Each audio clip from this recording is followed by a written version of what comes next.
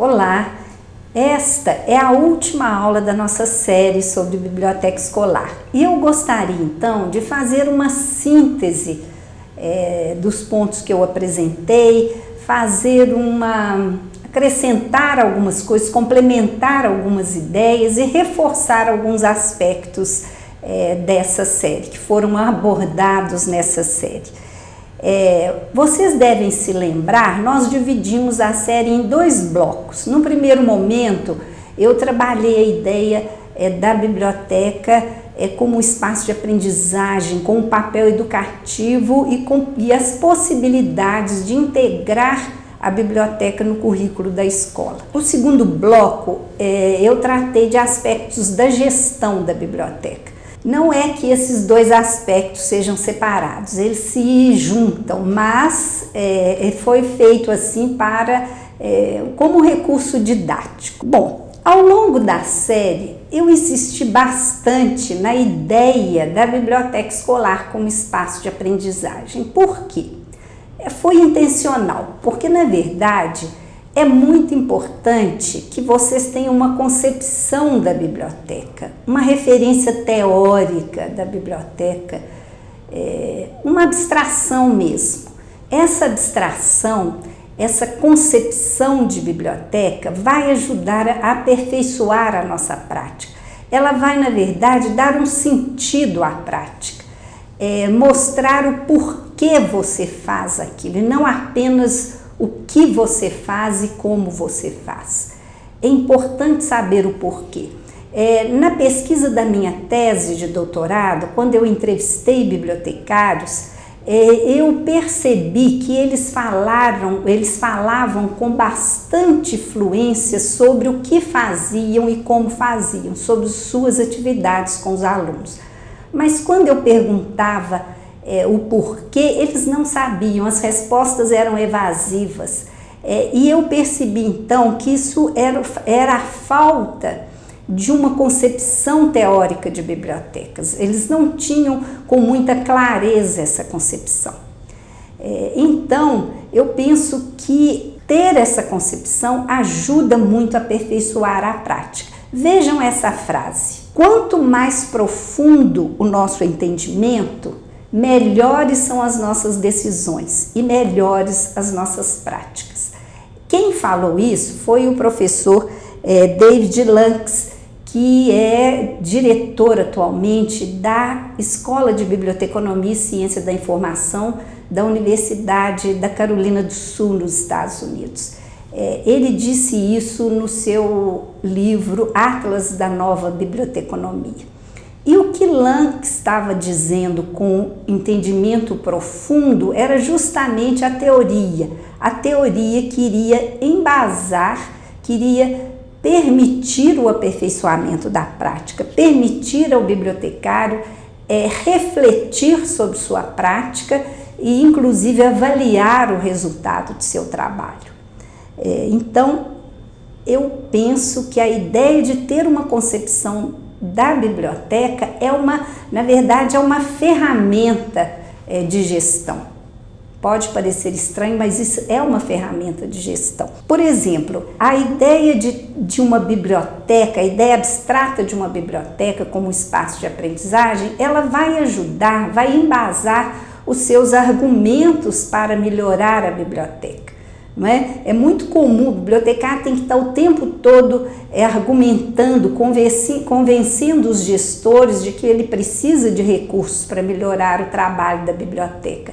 E essa concepção teórica é que vai permitir, é que vai sustentar essa argumentação sólida, não é?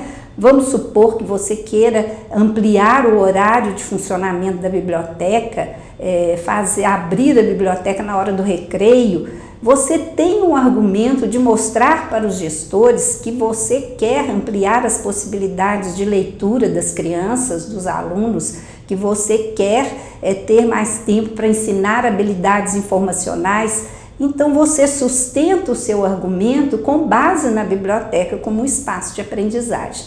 Você quer comprar móveis para estudo em grupo, por exemplo, você argumenta que é essa maneira que os alunos aprendem hoje, conversando, trocando ideia. É importante que a biblioteca conte com esse espaço de aprendizagem coletivo, porque ela é um espaço de aprendizagem. Então essa é uma, digamos assim, uma utilidade da teoria, da concepção. Outra vantagem, digamos assim, outra utilidade de ter uma concepção teórica é nos ajudar a manter o curso, a manter uma coerência na nossa prática, no nosso trabalho. Vocês devem se lembrar da aula em que eu falei sobre as diferentes dimensões da biblioteca escolar, não é? Que a biblioteca escolar pode ter diversos sentidos, diversos significados, dependendo de como as pessoas que usam a biblioteca experimentam aquele espaço, não é? Nessa aula eu contei para vocês que alguns alunos diziam que a biblioteca era um ótimo espaço para dormir, para bater papo. Nada contra uma sonequinha, nada contra um cochilo. Eu acho que isso faz parte. Um bom bate-papo também pode acontecer na biblioteca, mas isso não pode ser o foco do trabalho do bibliotecário. E ao ter uma concepção teórica da biblioteca como um espaço de aprendizagem, você pode argumentar e você pode manter o curso da biblioteca, digamos assim, dando preferência, priorizando atividades que de fato contribuam para a aprendizagem dos alunos. Então essa é a utilidade. A outra utilidade que também é muito importante eu penso que a concepção teórica da biblioteca pode ajudar a dar mais identidade a ela. Não é? Nós sempre reclamamos, nós bibliotecários sempre reclamamos que a comunidade escolar não entende muito bem o que a biblioteca é. Parece que é um lugar de guardar livros, é um lugar de contar história, mas se você tem uma clareza e age de acordo, não é? Fazendo da biblioteca um espaço de aprendizagem, isso vai dar a ela uma cara, uma identidade, não é? Nós costumamos ser conhecidos também por estereótipos, né? Uma coisa também que prejudica a nossa imagem. E então é importante que nós tenhamos uma sustentação para dar à biblioteca a cara que nós queremos, que é um lugar de aprender. Lanks, outra coisa que Lanks fala, que eu acho interessante, é que ter uma concepção teórica faz a diferença entre você ter um emprego e você ter uma profissão. A concepção que sustentou essa série, e eu falei disso bastante, foi a biblioteca como espaço de aprendizagem. E então eu busquei responder a pergunta: o que nós ensinamos? E durante a série eu falei bastante sobre a aprendizagem das habilidades informacionais, que é o que nós ensinamos, que é o que nós estamos preparados para ensinar, e sobre o processo de pesquisa, mostrando que nós temos condições de assumir uma responsabilidade de formar esse aluno que a BNCC, a Base Nacional Comum Curricular, recomenda, um aluno com perfil de pesquisador. Nós temos teorias, nós temos estudos, nós temos evidências e temos metodologias para isso. No que diz respeito à leitura, eu procurei mostrar que nós precisamos de definir o nosso espaço no processo de leitura, que parte que nos cabe com relação à leitura. E eu quis deixar claro que nós somos responsáveis por fazer as pessoas gostarem de ler, por fazer as pessoas se envolverem com a leitura, se envolverem com os livros e com os materiais de leitura. E aí, então, a nossa teoria, nós vamos ter que buscar as nossas concepções teóricas na motivação, nas teorias de motivação, nas evidências, né, que mostram o que motiva as crianças e os jovens a ler. Então nós temos que ter clareza desse papel e buscar a nossa concepção teórica na área da motivação. O entendimento profundo vai estar justamente nessas evidências sobre motivação que nós vamos ter que buscar para o nosso trabalho. Então, as ideias de David Lanks, elas combinam muito com as coisas que eu falei aqui, com a ideia da biblioteca como espaço de aprendizagem. Ele luta, ele argumenta em favor de uma biblioteconomia, porque na verdade ele não fala apenas da biblioteca escolar, ele fala da biblioteconomia, mas ele argumenta a favor de uma biblioteconomia não focada na informação, no acesso à informação ou nos artefatos ou os materiais, não é, da biblioteca, que ele chama de artefatos, mas a biblioteconomia deve focar na aprendizagem. Ele usa como base para suas ideias a teoria da conversação, que é uma teoria não muito conhecida aqui no Brasil. Ela foi desenvolvida na década de 70, mais ou menos, pelo pesquisador britânico Gordon Pask, que era uma pessoa da área de cibernética, estava interessado em inteligência artificial e ele queria entender como as pessoas aprendem. Então ele teve uma influência muito grande nas ideias de Lanks para mostrar que a biblioteconomia deve estar focada não nos artefatos, mas na aprendizagem. Outros autores também que têm ideias afinadas com as minhas são Edmir Perrotti e Ivete Perutini, da USP de São Paulo. São pesquisadores que desenvolveram a ideia da infoeducação, que também vê a biblioteca como espaço de aprender, de dar significado às aprendizagens das crianças. Na tese da professora Ivete Perutini, que eu recomendei como leitura para vocês, ela faz essa conversa primorosa entre uma concepção teórica que ela tem de biblioteca e a realidade de uma biblioteca que ela cria. Eu espero que vocês também encontrem os seus autores, encontrem ideias que vão dar mais robustez à sua concepção de biblioteca escolar. Eu, pessoalmente, desde o início da minha carreira, eu fui muito influenciada pelas ideias do bibliotecário norte-americano Jesse Shearer. Ele foi um grande pensador da biblioteconomia, diretor da Escola de Biblioteconomia da Case Western University em Ohio, e ele, desde a década de 1950, ele já falava na biblioteca como um lugar de aprender. Ele se preocupava de entender como as pessoas aprendiam, e ele recomendava muito que a biblioteconomia devia buscar esse conhecimento, devia buscar conhecer como as pessoas aprendiam na biblioteca, como as pessoas aprendiam com informação. E foi, na verdade, o que Carol Courtauld fez, a partir da década de 80. Ela é outra pesquisadora que me inspira muito, e ela buscou entender essa forma como as pessoas aprendem, conforme Shearer havia sugerido na década de 50.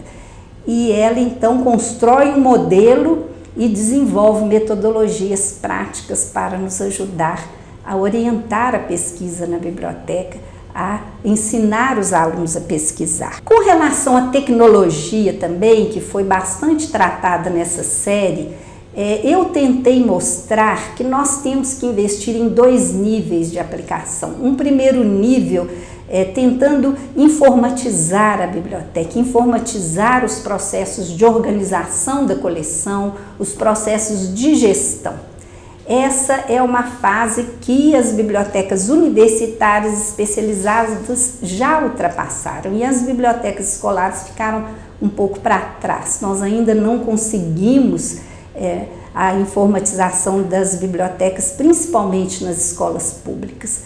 E isso é uma coisa que precisa ser trabalhado, porque essa informatização, ela vai dar um upgrade nas nossas práticas, ela vai, de fato, permitir que as nossas práticas sejam mais efetivas. Eu não acredito na tecnologia como uma panaceia, como algo que vai resolver os problemas, mas ela é um instrumento importante. Nós temos que reconhecer que ela pode ajudar muito no aperfeiçoamento das nossas práticas.